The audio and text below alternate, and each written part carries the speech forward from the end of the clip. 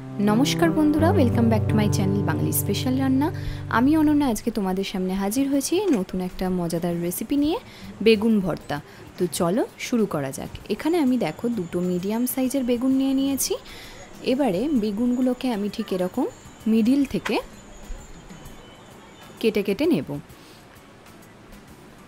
दुटो बेगुनी किन्तु आमी एरम भावे केटे केटे नेब जाते भेतरे कोनो पोका आछे किना सेटा देखते सुविधा हबे। तोमादेर साथेও আমি একটু শেয়ার করলাম। তো দেখো একদম ফ্রেশ। এরপরে দেখো আমি এখানে অনেকগুলি রসুন কোয়া নিয়েছি। রসুন কোয়াগুলোকে এবারে বেগুনের যে কাটা অংশটা ছিল তার মাঝখান থেকে কিন্তু দিয়ে দেব। এইটা যখন পোড়ানো হবে এর ফলে কি হয় বেগুনের মধ্যে রসুনের খুব সুন্দর একটা ফ্লেভার আসে। সেই জন্যই রসুনটা যদি এইভাবে দেওয়া যায় তাহলে কিন্তু খেতে ভালো লাগে। তোমরা কিন্তু পুরো ভিডিওটা স্কিপ না করে দেখতে থাকো। অন্যান্য রেসিপির ভিডিওর মতো এই রেসিপির ভিডিও তোমাদের কাছে ভালো লাগবে। এবারে দেখো আমার কিন্তু বেগুনের মধ্যে এই রসুনগুলো দেওয়া কমপ্লিট হয়ে গেছে। এবারে একটু সর্ষের তেল নিয়ে নিয়েছি, খুব বেশি পরিমাণে না, সামান্য পরিমাণে নিয়ে জাস্ট বেগুনের চারিদিকে একটু বুলিয়ে দিচ্ছি হাত দিয়ে যাতে তাড়াতাড়ি আগুনে পুড়তে সুবিধা হয়। গ্যাস জ্বালিয়ে নিয়ে ওর মধ্যে আমি জালতি বসিয়ে দিয়েছি বেগুনগুলোকে পোড়ানোর জন্য। এরপরে কিন্তু আমি গ্যাসের মধ্যে বেগুনগুলোকে পুড়িয়ে নেব। তবে এখানে দেখে যতটা বেগুনটা মনে হচ্ছে কতটা বেশি, এটা কিন্তু জল বেরোলে বেগুনটা একদম চুপসে যাবে। এরপরে দেখো আমি একটা মিডিয়াম সাইজের পেঁয়াজ নিয়েছি। পেঁয়াজটা ভালো করে কিন্তু আমি ছুলে নিচ্ছি। পেঁয়াজগুলোটাও কিন্তু একটু মিহি করে কাটতে হবে। বেগুনের রেসিপি তো আমরা অনেকে অনেক রকমভাবে খাই, তবে শীতকালে না এই ধরনের রেসিপিগুলো খেতে খুব ভালো লাগে।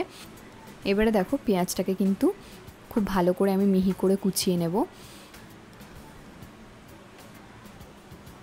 তোমরা যারা আমাদের চ্যানেলে নতুন তারা কিন্তু অবশ্যই বাঙালি স্পেশাল রান্না চ্যানেলটিকে সাবস্ক্রাইব করতে ভুলো না, আর পাশে থাকা বেল আইকনটিতে কিন্তু ক্লিক করতে হবে নতুন নতুন মজাদার রেসিপির ভিডিও সবার আগে পাওয়ার জন্য।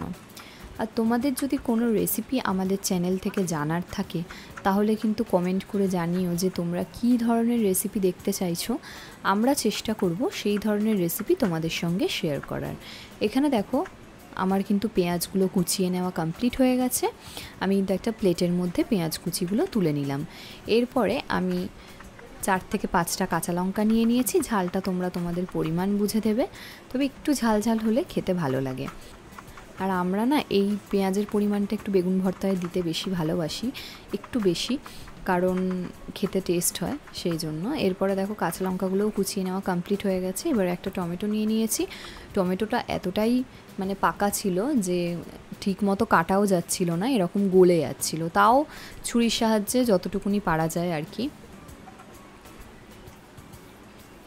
এরপরে নিয়ে নেব ধনেপাতা। ধনেপাতাটা তো মাস্ট দিতেই হবে, কারণ ধনেপাতার ফ্লেভারটা না হলে বেগুন ভর্তা যেন অসম্পূর্ণ থেকে যায়। তো ধনেপাতাটাও কিন্তু আমি খুব মিহি করে কুচিয়ে নেব। বেগুন ভর্তাটা কিন্তু রুটির সঙ্গেই বেশি খেতে ভালো লাগে। দেখো আমার কিন্তু ধনেপাতাগুলোও কুচিয়ে নেওয়া কমপ্লিট হয়ে গেছে।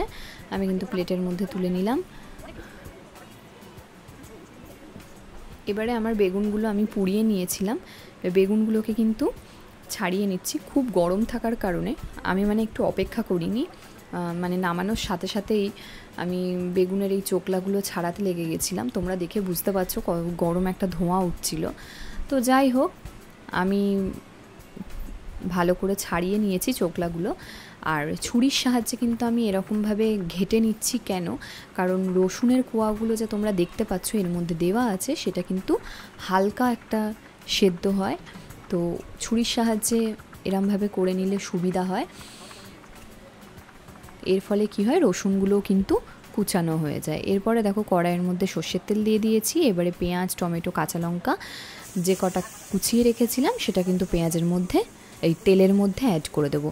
তবে তেলটা কিন্তু সর্ষের তেলই হতে হবে, সাদা তেল দিলে কিন্তু একদম খেতে ভালো হবে না। আর তেলের পরিমাণটা একটু বেশি দিতে হবে, কারণ যেহেতু বেগুন ভর্তা তেলের পরিমাণ একটু বেশি না দিলে একদমই খেতে সুন্দর হবে না। এরপরে দেখো পেঁয়াজগুলোকে কিন্তু আমি ভালো করে ভেজে ভেজে নিচ্ছি। এটা ততক্ষণ অবধি ভাজবো যতক্ষণ না লালচে ভাবটা আসছে পেঁয়াজের মধ্যে। আর পেঁয়াজটা যাতে পেঁয়াজ টমেটোগুলো যাতে খুব তাড়াতাড়ি মজে যায় সেই জন্য কিন্তু আমি এখানে অ্যাড করে দিয়েছি নুন। নুনটা কিন্তু আমি আর দেব না, আমি যে এখানে দিয়েছি পরিমাণ বুঝেই দিয়েছি। এরপরে দেখো ভাজা ভাজা হয়ে গেছে পেঁয়াজটা আমার। আমি কিন্তু এর মধ্যে যে বেগুনটা আমি রেখেছিলাম সেটা কিন্তু অ্যাড করে দেব, দিয়ে পেঁয়াজটার সঙ্গে খুব ভালো করে হাই ফ্লেমে ভেজে নেব। আর সমানে কিন্তু আমি খুন্তি চালিয়ে যাচ্ছি কারণ যাতে নিচে লেগে না যায়। এরপরে দিয়ে দেবো ধনেপাতা কুচোনো।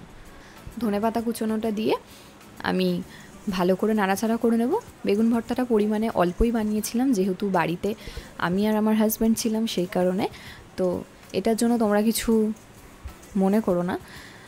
এরপরে দেখো আমার কিন্তু বেগুন ভর্তা কমপ্লিট হয়ে গেছে। আমি গ্যাসের ফ্লেমটা অফ করে আমি প্লেটের মধ্যে তুলে নেব।